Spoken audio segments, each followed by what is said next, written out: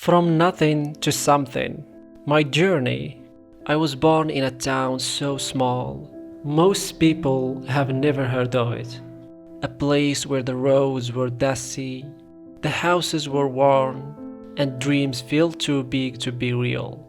Our home had a tin roof that sang when it rained, but we had buckets ready, always waiting for the leaks to start.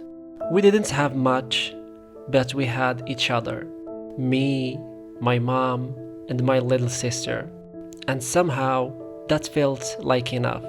My mom worked 2 jobs, sometimes 3.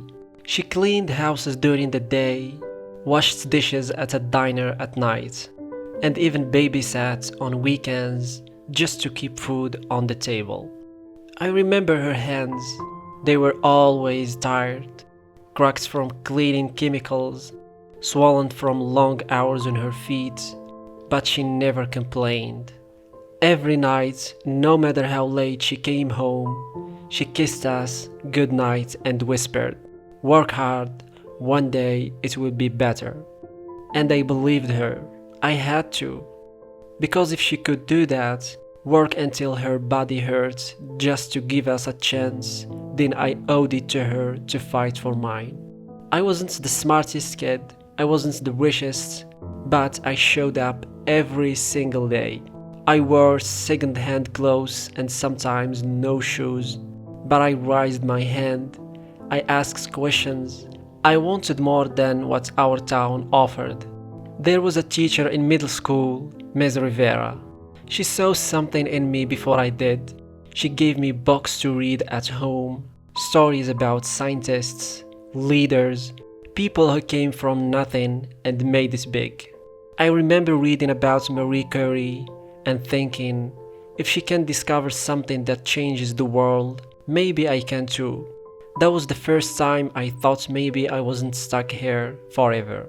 High school wasn't easy. We couldn't afford supplies, let alone tutoring. I walked miles to school barefoot when my shoes wore out. Did homework by candlelight when the power went off. There were days I skipped lunch so my sister could eat.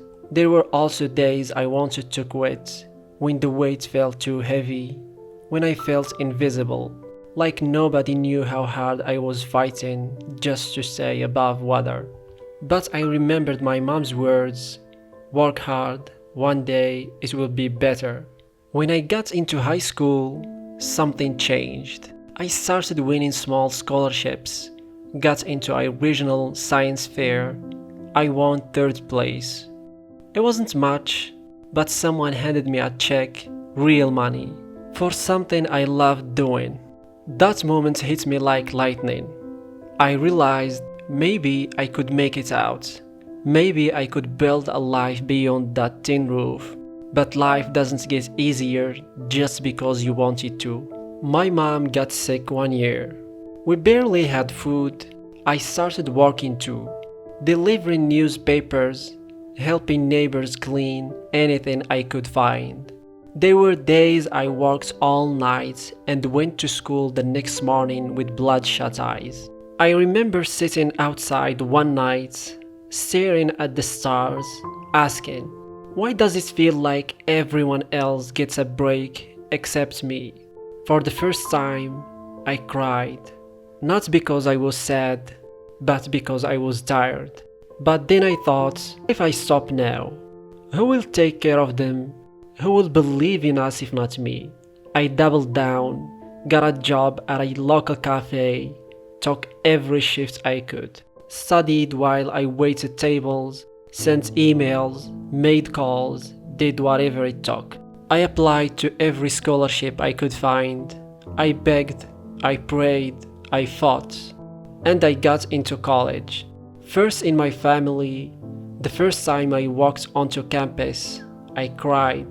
Not from sadness, from disbelief that I made it, that I fought long enough to see this. College wasn't perfect. I struggled with imposter syndrome, felt like I didn't belong, but I found mentors, people who saw potential in me again.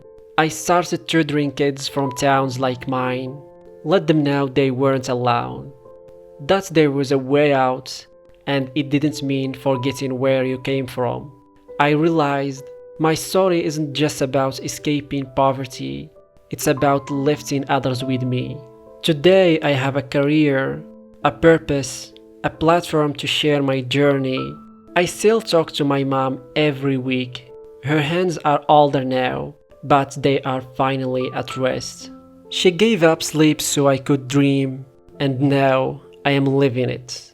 So wherever you are, whether you are in a town no one knows, walking to school barefoot, or wondering if your hard work will ever pay off, just remember, greatness doesn't come from privilege. It comes from persistence, from pain, from people who refuse to quit. Work hard, one day it will be better.